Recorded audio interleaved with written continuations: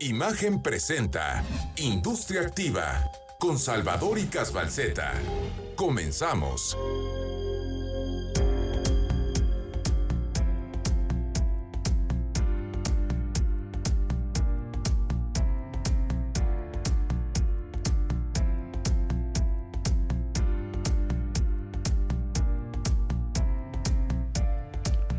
Muy buenos días, queridos amigos, auditorio de todo México, colegas del medio.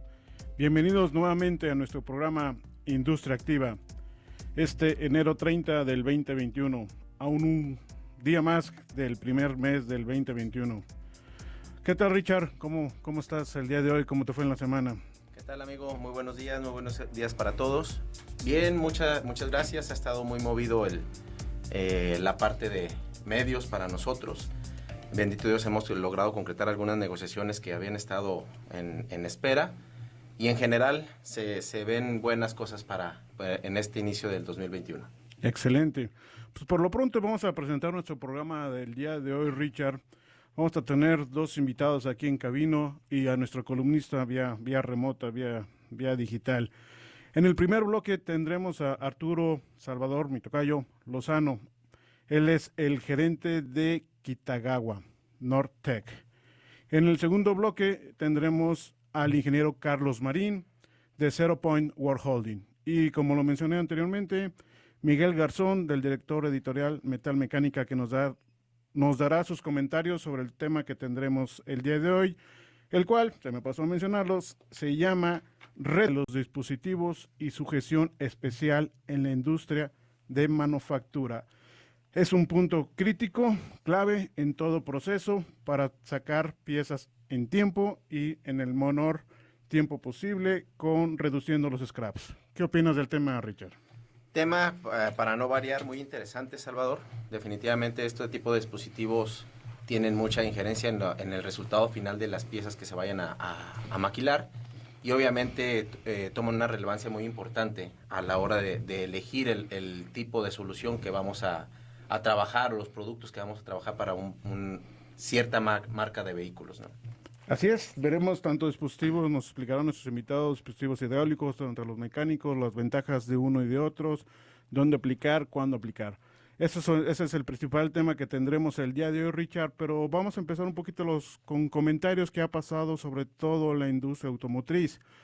Otro tema, Richard, muy típico de estos días, de estos tiempos que estamos pasando, es la venida ya de los coches híbridos y en su caso los eléctricos, tanto reduciendo y protegiendo el medio ambiente. En este caso, General Motors pues ya está poniendo un objetivo, una fecha para dejar de producir autos de gasolina. Perdón, GM invertirá tan solo $27,000 millones para desarrollar autos eléctricos y autónomos en los próximos 5 años. Su intención, con toda razón de ser, es ser una empresa neutra en carbono de cara al 2040. Es por eso que a partir del 2035 dejará de vender vehículos ligeros como motor de combustión. ¿Tú crees que, a manera personal, Richard, tú crees que esto llegue a pasar? Sí, debe llegar a pasar y ya es algo muy necesario, ¿no? Definitivamente leía tu nota que nos estás compartiendo y se habla que a mitad de esta década es cuando van a empezar a ya tener listos esos 30 modelos que van a salir pues ya al mercado. Es algo muy interesante y que nos debe traer muchos beneficios, ¿no? Y son cosas que no podemos detener. El cambio climático está ya a la vuelta de la esquina, lo estamos viviendo. Y esta es una muy buena forma de empezar a atacar esa situación. Y como primer paso, General Motors está planteando que el 40% de sus vehículos estadounidenses será de cero emisiones a finales del 2025. Entonces, para abordar las emisiones de sus propias operaciones, y esto, a raíz de esto, también GM está abordando las emisiones de sus propias operaciones a partir del 2030. Quiere decir que utilizará energía 100% renovable en sus instalaciones de Estados Unidos y que algo se extenderá a todo el mundo para el 2035. Es decir, GM, además de enfocarse en sus productos, en sus automóviles, internamente está trabajando como otras empresas, otros grupos, como hemos hablado con el caso de Volkswagen, que lo mencionamos en el programa pasado, pues también está trabajando internamente para reducir todo aquello que está afectando al medio ambiente. Y lo decía, es un tema en esos tiempos que estamos viviendo, que es ya la producción de coches eléctricos. Aquí hay que enfocarnos al mercado mexicano en el sentido si ya estamos teniendo esa visión o seguimos destacándonos en la producción de piezas para motores de combustión o de plano ya estamos pasando a la siguiente etapa, que son los coches híbridos y a su vez el eléctricos. Para esto, Richard, nos iba a hacer una invitación al sector.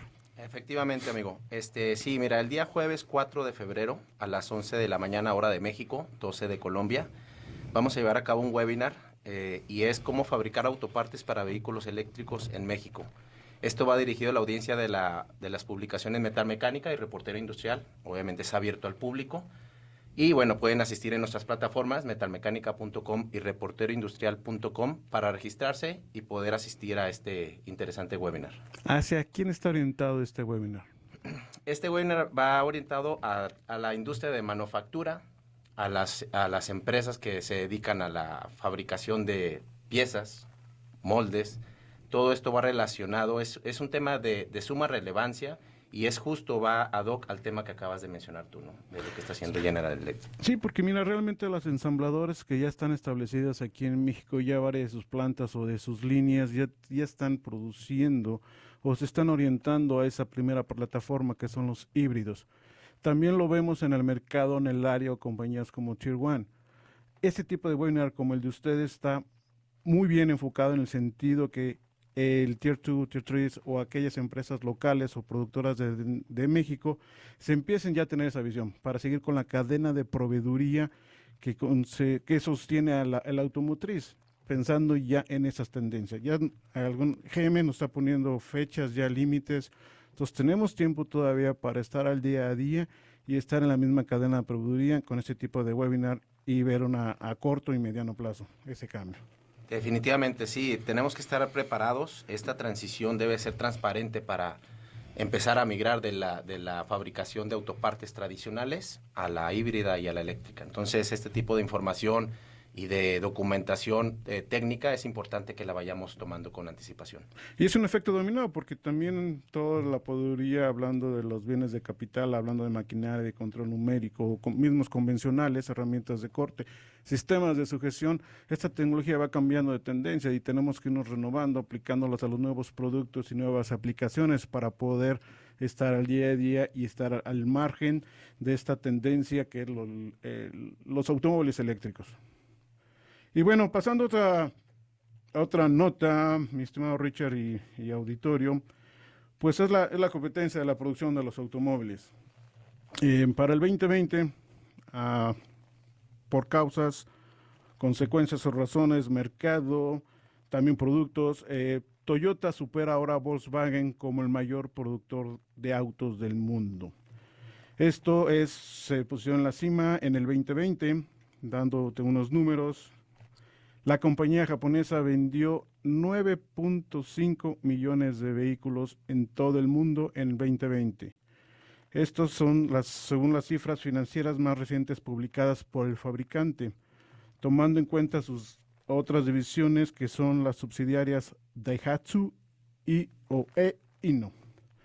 Estos resultados rebasan los del fabricante alemán Volkswagen Grupo, el cual reportó 9.3 millones de unidades vendidas el año pasado, también considerando sus líneas como Audi, Skoda y Porsche. ¿Qué opinas de esta competencia, de esta carrera, Richard? Qué interesante, ¿no? Aunque sí es importante resaltar la variedad de vehículos que ofrece cada una de las marcas como tal. Yo pensaría, a punto de vista muy personal, el incremento que ha tenido, bueno, es muy buena calidad lo que está ofreciendo Toyota, los precios, el servicio, y veo yo una gran penetración de mercado en el segmento de vehículos utilitarios. Entonces yo creo que esto ha ayudado a que tenga un posicionamiento más fuerte en este año específicamente contra la Volkswagen. Sí, como bien lo dices y se comenta, muchos de los críticos y especialistas del tema aumentan mucho esta victoria al Toyota debido a la pandemia o a la crisis sanitaria que hemos tenido por el COVID-19 y son las diferentes estrategias que se han tomado. Bien lo dices, los coches utilitarios que podemos estar diciendo de sobreprecios, costos, servicio, presencia en el mercado, ¿no? Pero al final de cuentas se sigue produciendo, es una carrera automotriz, han bajado los números porque el repunte bueno es bueno para Toyota, pero aún tiene problemas por la pandemia el 2020, ya que se retrasaron muchos lanzamientos, metas de ventas, y claro, también hubo mucha interrupción en las cadenas de suministro debido a la pandemia, cancelación de operaciones. Pues aquí en México lo vivimos claramente, lo que fue en marzo, abril, hasta que en junio, mediados de junio, la industria automotriz se convirtió en una actividad esencial y permitió la recuperación misma. Así es, Richard, comentarios.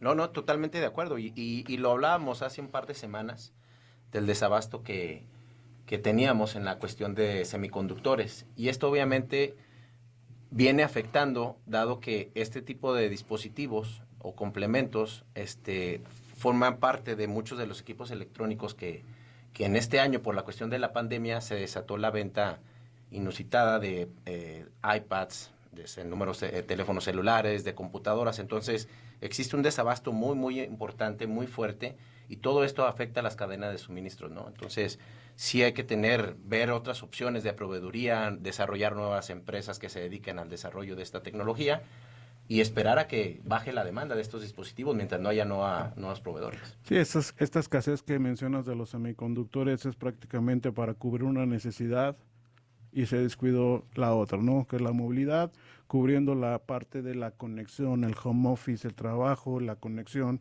vía las redes sociales. Entonces, pues son tendencias que hay que estar muy atentos para prevenir en un mediano plazo y no romper esa cadena de proveeduría. Regresando con los datos de Toyota y de Volkswagen, aún con las ventas que se han mencionado, pues cayeron un 11.3% en el 2020, mientras Volkswagen sufrió una caída del 15.2%. Y siguiendo con el tema de Volkswagen de México, tiene una nueva producción en Guanajuato, uno de los principales estados que ha apoyado mucho la actividad industrial, sobre todo la automotriz, donde Volkswagen tiene una de sus plantas. Volkswagen de México comenzó la producción de su nuevo motor EA211 en su planta en Silao, Guanajuato. La nueva línea implica que se invirtieron en su proceso $233.5 millones, y esto pues va impactado sobre todo al empleo y a la zona y al desarrollo de la zona. En la planta de Silao actualmente se producen 1,500 motores por día, Richard. Y este motor EA211 se integrará al nuevo modelo de la marca Volkswagen llamado Subtaos, sobre todo para la región de Norteamérica. Para la producción de este motor se instalaron nuevas líneas en la producción de monoblocks, cabezas, cilindros, bielas, así como una nueva línea de ensamble. Pues sigue la inversión aquí automotriz, el proceso, Richard. Esos son buenos indicadores. Así es, que sigan llegando nuevos proyectos, nuevos desarrollos, nuevas necesidades del mercado y obviamente que se vayan implementando o tomando en las regiones que sean más necesarias, ¿no? En el corredor industrial del Bajío está repuntando y esperemos que así sigan las cosas para bien de todos. Y antes de irnos al corte, Richard, hay que tomar en cuenta que va muchos indicadores positivos o de mejora, pero hay que recordar que estamos viniendo de una crisis. Entonces, la economía todavía no está sólida, aunque tengamos crecimientos o indicadores positivos basándonos de estos bajos niveles que tuvimos durante el 2020 debido al COVID. Efectivamente.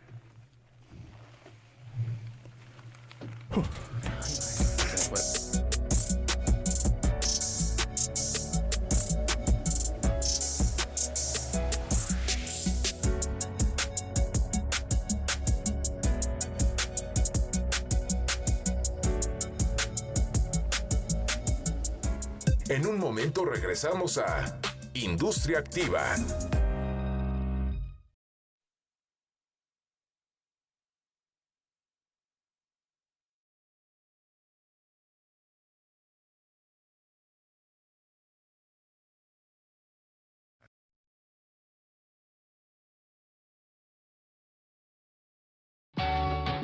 Continuamos en Industria Activa.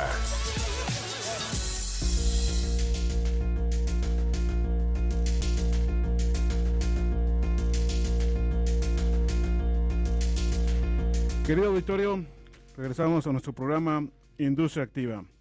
Vamos a entrar en materia a nuestro tema del día de hoy, retos de los dispositivos y sujeción especial en la industria de manufactura. Para esto tenemos un gran especialista, viejo amigo, compañero del sector, Arturo Salvador Lozano, él es gerente de Kitagawa. Arturo, bienvenido, muy buenos días, ¿cómo estás? Platícanos un poco, o lo que tú gustes, de tu empresa. ¿Qué tal? Buenos días. Contento de estar aquí. Muchas gracias, Ricardo. Muchas gracias, Salvador. Siempre es un gusto participar con ustedes. Pues bueno, ahora me toca hablar un poquito de Kitagawa, que es prácticamente la empresa donde trabajo y donde he desarrollado los últimos 10 años de trabajo. Kitagawa es una marca japonesa que se dedica básicamente a lo que es fabricación de sujeciones y productos para la industria del maquinado o de manufactura. Básicamente Kitagawa tiene más de 100 años en el mercado, inicia haciendo fundición, de repente con esta situación de hacer partes de fundición, ve la necesidad de crear algo para sujeción.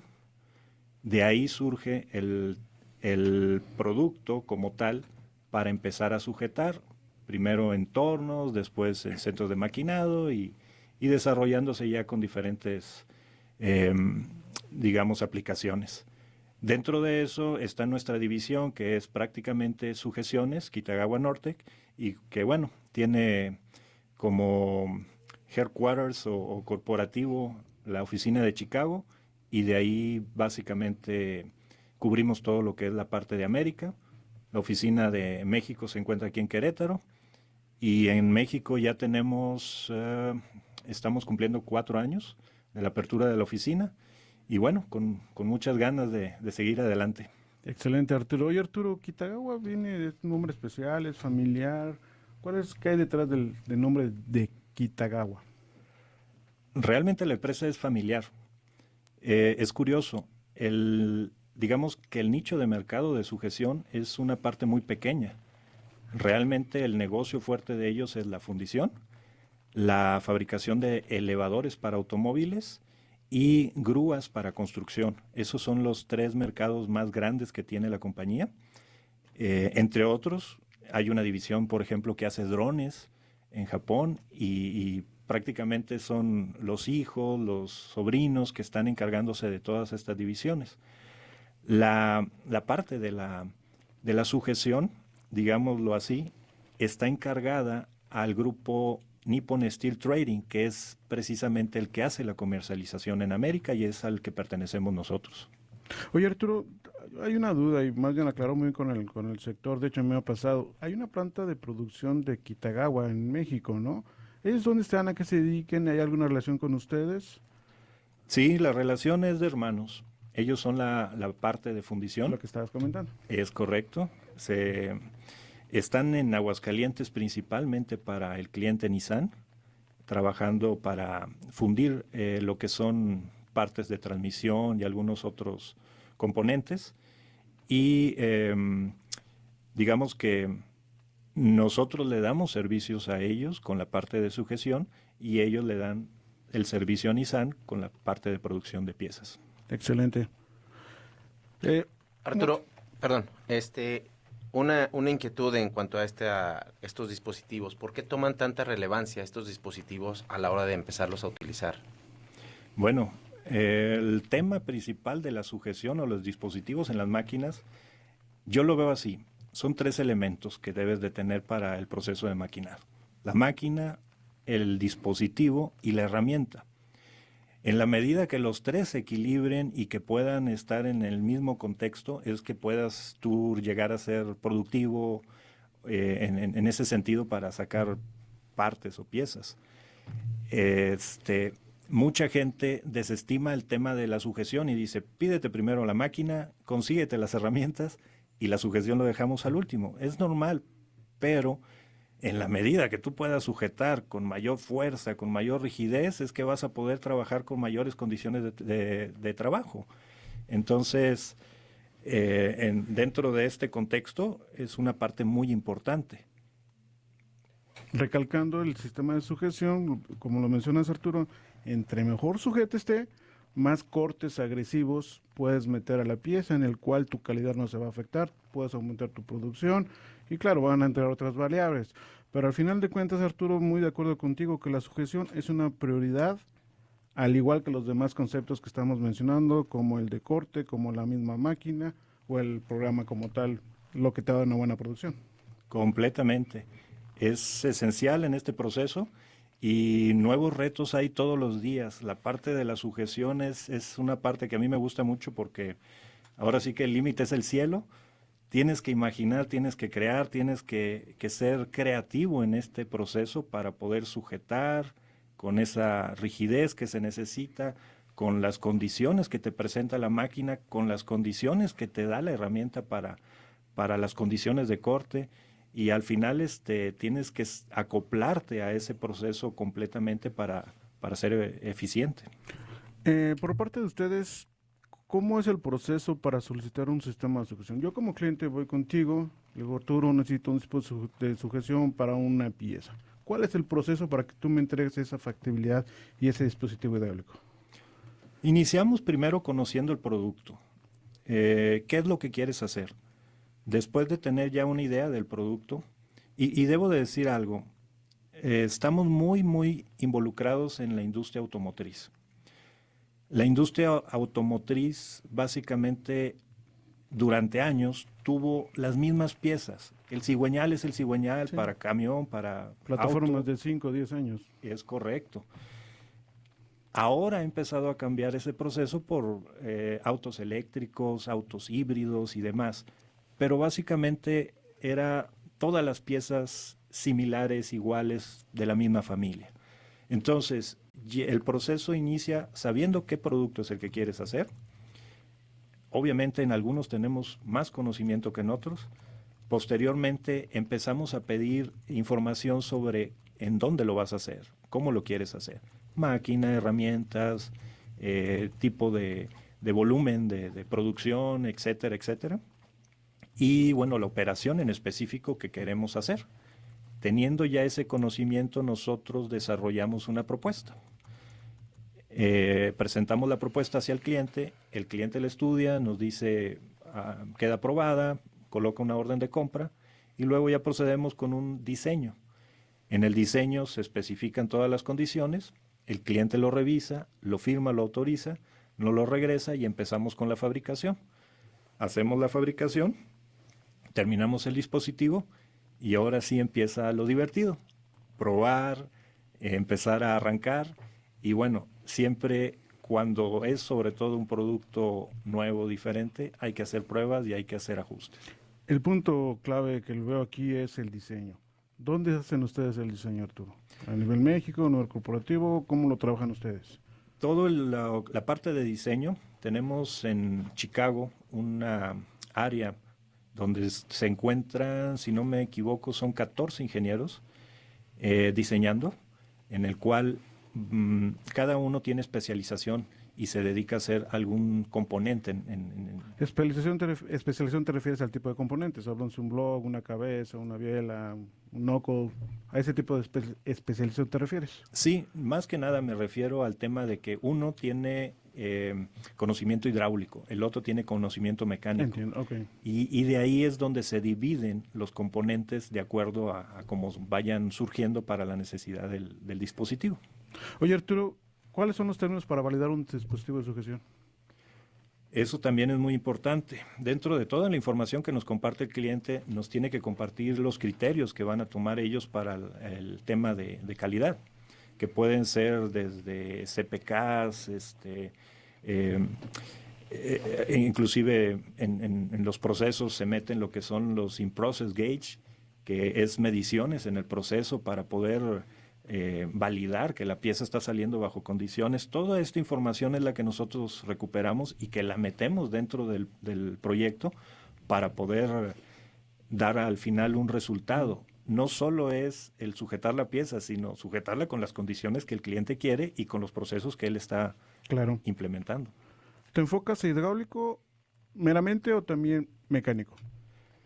Hay mecánico, hidráulico y neumático. De acuerdo a la aplicación es que empezamos a trabajar con estos diferentes opciones. Por ejemplo, te puedo decir que en la industria petrolera va mucho de la mano con lo neumático. Dado el tamaño y las condiciones que tiene, es más fácil trabajar con algo neumático que con algo hidráulico. Depende de la aplicación, pero generalmente así es. Arturo, nos queda menos de un minuto. ¿Algo más que quieras agregar a Kitagawa, a sus servicios? Pues básicamente decirles a la gente que estamos a sus órdenes, que tenemos ahí el grupo de ingeniería y que básicamente nos conocen por el producto estándar, pero no solo manejamos el producto estándar. En ese sentido, tenemos más de 30 años desarrollando diseños y fabricaciones especiales para la industria. Entonces, que estamos a sus órdenes y lo que les podamos ayudar. Muchísimas gracias. Los esperamos al siguiente corte. Y Arturo, suerte y éxito. Gracias. Gracias.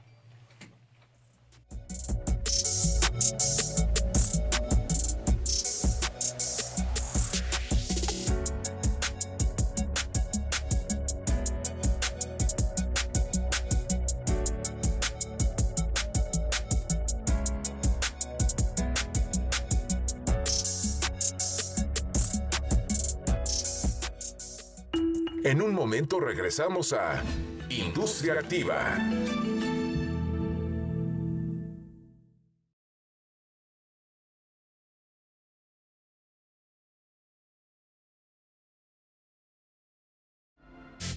Continuamos en Industria Activa.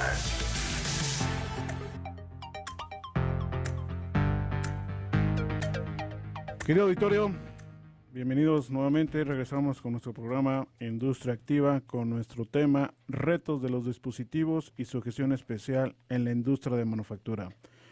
En este bloque tendremos al ingeniero Carlos Marín. Él es el gerente de Zero Points World Holding SADCB. Mi estimado Carlos, bienvenido al programa. Platícanos a qué se dedica Zero Point World Holding SADCB. ¿Qué tal? Buenos días. ZP World Holding es una empresa que está enfocada al diseño y a la manufactura de dispositivos de sujeción hidráulica para la industria automotriz principalmente. Tenemos incursionamos en alguna otra industria, pero el 80% de nuestros clientes es la industria automotriz. Muy bien. Una pregunta que no les gusta que les haga, pero bueno, ¿cómo viste el 2020 y cómo ves el 2021? 2020 fue un reto. Afortunadamente tuvimos varios proyectos que se cerraron el 2020 que nos ayudaron a mantener la empresa a flote. Somos una empresa pyme, tenemos 3 años en el mercado. ¿Cómo vemos el reto 2021? Lo vemos interesante. Hay varias cuestiones que hay que mejorar con esta pandemia, que hay que trabajar, que hay que incursionar. Estamos en el proceso de evolución de la empresa, tratar de incursionar en la industria 4.0, hacernos más eficientes para poder atacar mejor a la industria con todos estos retos que se vienen, ¿no? Es correcto. Carlos, metiéndonos un poquito en el tema dispositivos hidráulicos. ¿Cuál es el por qué un dispositivo hidráulico como tal y por qué un dispositivo mecánico? Ok, un dispositivo hidráulico te permite tener mayor repetibilidad, mayor control en el proceso, tienes un dispositivo robusto, te permite tener mejores condiciones de corte. Es un dispositivo que no va a variar conforme va pasando el tiempo o el día.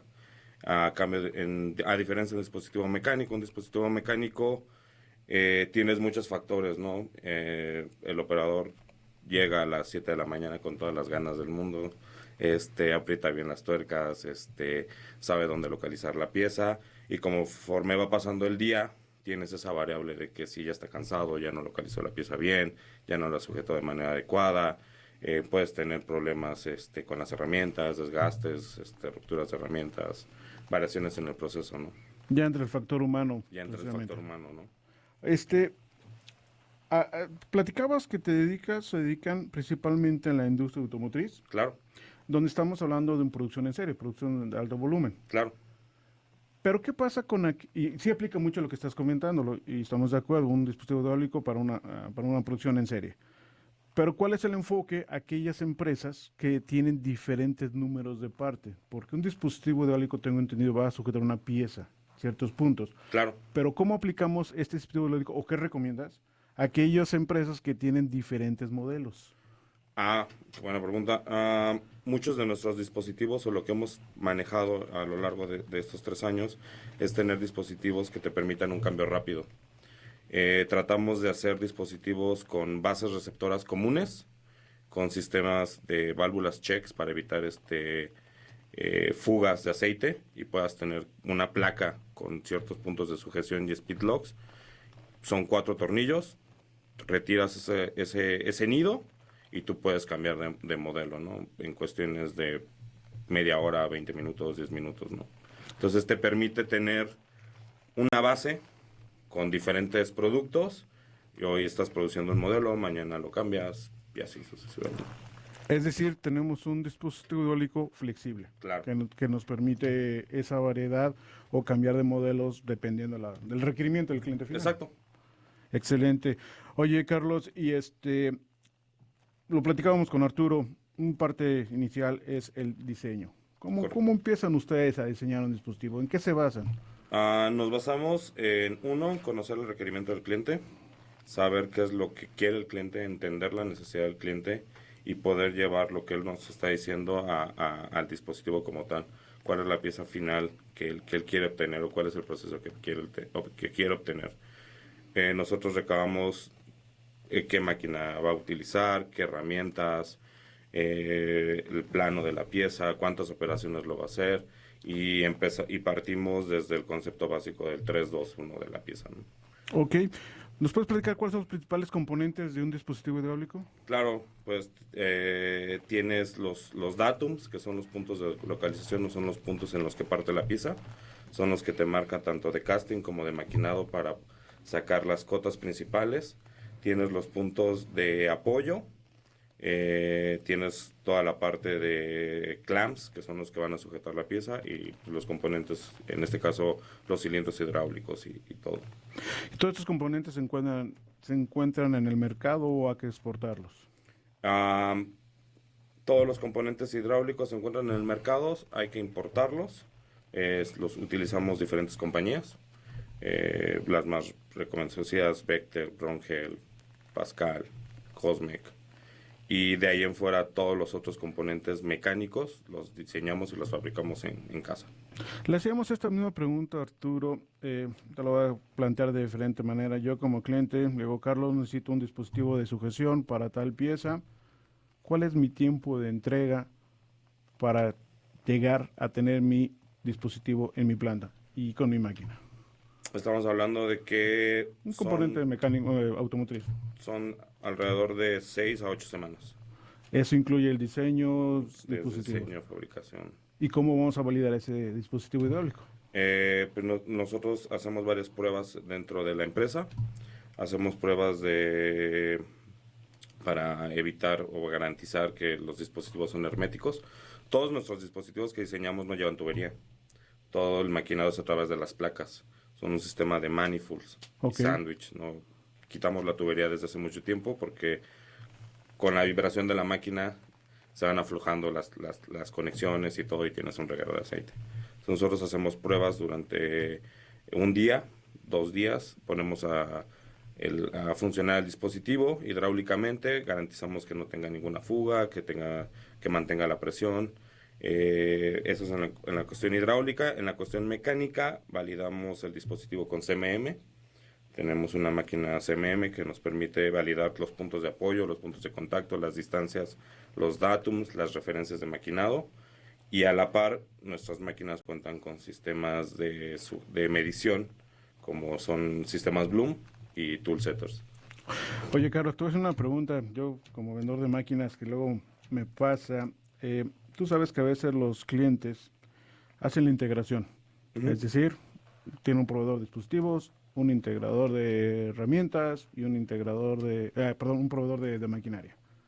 Y al final de cuentas, quieren el proceso estable, con su CPK, con su producción. Cuando hay una variable, ¿cómo defiendes tu dispositivo? Hay muchos factores que intervienen, ¿no? Digo, porque siempre le echan la culpa a la máquina, pero siempre O al dispositivo. Pues tenemos toda la parte de control, o sea, garantizamos la parte de medición, garantizamos la parte de fabricación, tenemos todo un proceso de calidad antes de poderle entregar el dispositivo al cliente, pero a la par, pues estamos comprometidos con el proceso del cliente, ¿no? Yo creo que hay muchos factores que se pierden o no se ven en ese momento, entonces pues buscamos solucionar el problema con el cliente, no decir es la máquina y nosotros no tenemos nada que ver, ¿no? Entonces tratamos de ir de la mano con todo el proveedor de máquinas, de herramientas. Mira, así funciona mi dispositivo, son los puntos en los que estoy localizando, oye, a lo mejor bájale más revoluciones a la máquina, los puntos de contacto, o le metieron un cortador más grande.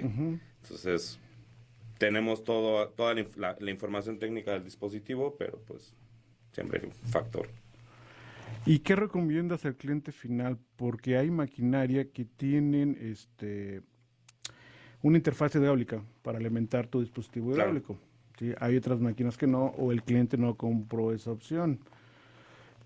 Y en ese momento lo que el cliente hace, compra una presión hidráulica externa. Claro. Y alimenta el dispositivo. ¿Tú qué le recomiendas al cliente? ¿Que sea proveída por parte de la máquina o hay alguna diferencia que use un elemento externo? Pues tiene muchas ventajas que venga directamente con la máquina. En cuestiones de programa, tú ya metes un código M y el dispositivo va a hacer toda la parte de sujeción, de liberación, está integrado con la máquina, viene la punta rotativa, tienes toda esa parte en el programa ya definido, ¿no? En caso de que no lo tengas, pues puedes utilizar un dispositivo Tecno, una bomba, y se puede hacer un sistema desacoplado. De igual forma tú conectas, alimentas, haces toda la parte de sujeción y liberas, ¿no? Y hay una gran ventaja con la interfaz de la máquina, Carlos, que es el monitoreo. Exacto. Con la propia máquina puedes estar monitoreando una baja de presión, una fuga. Exacto. De hecho, muchos de nuestros dispositivos traen integrados un sistema de AirCheck que te permite detectar la pieza, si tienes pieza presente o no tienes pieza presente. Entonces, te da la versatilidad de que el operador coloca la pieza, censas con aire, cierras una fuga y te manda una señal al control donde tú validas que efectivamente tienes la pieza en el nido, ¿no? Muchas unidades hidráulicas ya traen presóstatos, entonces también validas de que tienes presión hidráulica, garantizando que no vas a tener ningún problema en el proceso de maquinado, ¿no? Y hay cilindros que ya están empezando a meter también la confirmación de sujeción por aire. Y aquí vamos a eliminar scraps y todo eso. Exacto. Pues Carlos, muchísimas gracias por tu participación en el programa. No, a ustedes. Y hasta la próxima. Gracias.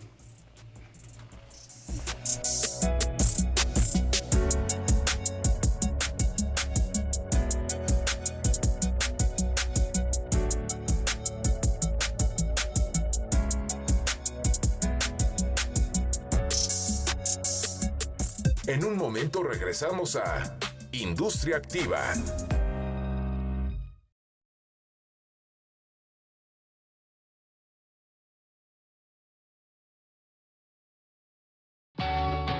Continuamos en Industria Activa.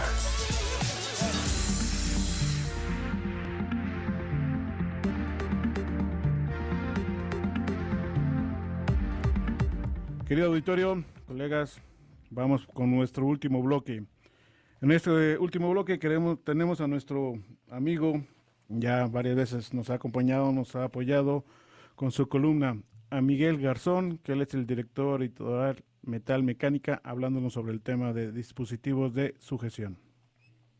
Muy buenos días, les habla Miguel Garzón, editor de la revista Metalmecánica Internacional, y le envío un gran saludo a todos los oyentes del programa Industria Activa, a Salvador, a Ricardo en la mesa de trabajo y a los demás panelistas. Les agradezco mucho por la invitación para hablar de un tema tan interesante como los sistemas de sujeción en nuestro mundo de la metalmecánica.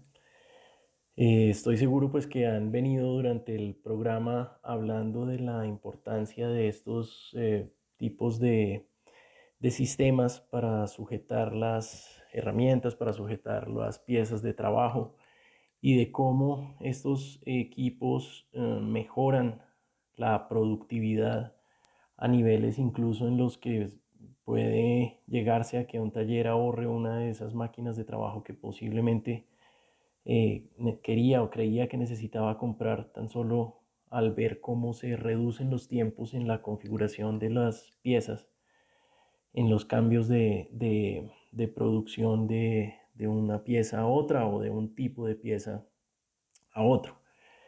En este aspecto hay un tema fundamental que es la aplicación en los talleres de los sistemas de referencia cero al sujetar herramientas. Allí mismo, pues, aparte de toda la información que los panelistas pudieron contarles el día de hoy, pues les puedo compartir una experiencia propia que tuve en el diseño de sistemas de sujeción de referencia cero para elementos de muy alta precisión en la industria relojera, en los cuales era necesario pasar una placa de montaje de los mecanismos que hay dentro de los relojes dentro de varios procesos de manufactura, de varios procesos de fresado, taladrado, de electroerosión, de una máquina a otra, manteniendo una precisión en el posicionamiento dentro de 2 micrómetros de posicionamiento, de precisión al volver que una máquina encuentre el mismo agujero que se trabajó en otra, por ejemplo. Allí pues hay que tener muchísimas cosas en cuenta para poder hacer algo como esto en un trabajo de tan alta precisión, pero incluso para trabajos que no requieran ese nivel tan alto, sí es muy importante que pensando en el aspecto hacia el que queremos ir de personalización en masa, es decir, producir en masa lo más rápido posible, de la manera más eficiente posible, productos que posiblemente varían muy rápidamente de referencia entre uno y otro. De referencia quiero decir de tipo de producto. Pero para esto nosotros pues debemos tener ya preparado en nuestro alimentador de piezas de trabajo, piezas de material pretrabajadas para que sean terminadas en diferentes tipos de máquina, y tenemos que ser capaces de trasladar las referencias de fabricación que se midieron en algún momento de manera automática en los CMMs, en las máquinas de coordenadas de metrología, para que pasen a las diferentes máquinas por donde van a ser procesadas de manera automática. ¿Sí? Al estar pensando en producir en masa, ya no podemos seguir pensando en el tema de que hay un operario que encuentra las referencias, que sabe dónde está el cero de las superficies y los palpa con las herramientas para de ahí en adelante iniciar el programa y que empiece a funcionar. Los buenos sistemas de sujeción nos van a ahorrar todo ese trabajo, y es crucial para poder, digamos que dejar la manera de trabajar de manera, digamos que artesanal, que lo hemos, digamos, a la que venimos un poco acostumbrados, de trabajo en el que cada pieza es única, hacia que podamos convertir nuestros procesos en procesos realmente industrializados y en masa. Me gustaría también explorar el tema de los sistemas de sujeción magnéticos. Hemos hablado durante el día de hoy de sistemas mecánicos, sistemas hidráulicos de sujeción, pero también es interesante explorar este mundo de sistemas de sujeción magnéticos que tienen algunas ventajas, ¿no? Estos sistemas, al estar operados por magnetos electropermanentes, pues obviamente nos sacan de aplicación a materiales pues no ferromagnéticos, ¿sí? Como el aluminio, que utilizamos mucho, o aceros inoxidables austeníticos, que pues no son ferromagnéticos, pero pues mantenemos de todas maneras la cantidad de trabajo que es la grandísima mayoría en los aceros. Y no necesariamente hablamos de estos sistemas de sujeción ya solo para lo que lo conocíamos tradicionalmente, que era para procesos de rectificado, por ejemplo, con relativamente bajas fuerzas de corte, sino que ya se están pudiendo utilizar para procesos como digamos, de fuerzas de corte mucho mayores, como fresado, taladrado, y de manera bien interesante también se están pudiendo utilizar, gracias a nuevas tecnologías de ubicación de los polos magnéticos dentro de esos sujetadores, para procesos como la electroerosión. Entonces, es interesante tenerlo en cuenta. Gracias pues a esas nuevas tecnologías en los que cada vez se puede hacer una densidad de polos magnéticos mucho más alta. Esos polos magnéticos están cada vez más cerca y se pueden tener, por ejemplo, en una placa de cerca de 300 milímetros por 300, tranquilamente se pueden generar 6 toneladas de fuerza de atracción sobre la pieza que esté colocada ahí encima. Entonces se reduce al final la vibración de la pieza cuando está siendo mecanizada, ¿sí? Está siendo atraída uniformemente hacia la placa que la está sujetando, y cambiamos esa manera de sujetarla, en la que estamos comprimiendo la pieza en puntos específicos, y que muchas veces predeforma la pieza, ¿sí? Maquinamos por encima, y después cuando soltamos la pieza nos damos cuenta que no generamos la geometría que queríamos generar, porque la pieza estaba predeformada en un sistema de sujeción tradicional. Aquí pues estaríamos evitando ese tipo de problemas, ¿no? Mejorando pues temas como de reducción en desgaste del corte en desgaste de la herramienta de corte, perdón, por el mismo hecho de reducir esa vibración en la pieza de corte durante el mecanizado. Ya existen, por ejemplo, sistemas de sujeción magnética que nos permiten también levantar la pieza de corte de la mesa, es decir, son torretas que se levantan, que nos permiten también trabajar sobre 5 caras de la pieza, para pues, reducir precisamente esa cantidad de pasos de sujeción, y que pues al final también pues mejoran la calidad de la pieza final, al reducir yo esa cantidad de incertidumbres de estar sujetando la pieza de un punto a otro.